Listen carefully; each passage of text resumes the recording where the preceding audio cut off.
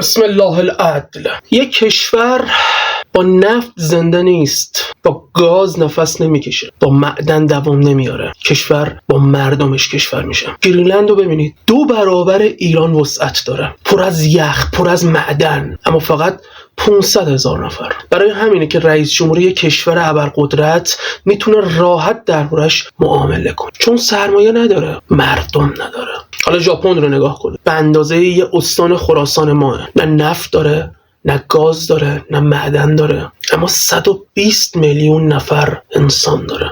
انسان آموزش دیده، مسئول، متعهد. قدرت از زمین نیومده، از مردم برخواسته. ایران هم اگه قراره بیسته، باید روی مردمش بیسته، نه روی حذف کردنش، نه روی تحقیر، نه روی برچسب زدن. تو این خاک مذهب، قومیت، عقیده نباید حکم محکومیت باشه. ترک، فارس، کرد، لور، عرب، همه صاحب این خاکن. حتی اون کسی که عقیدش با من یکی نیست، تا وقتی که شمشیر نکشیده حق داره زندگی کنه.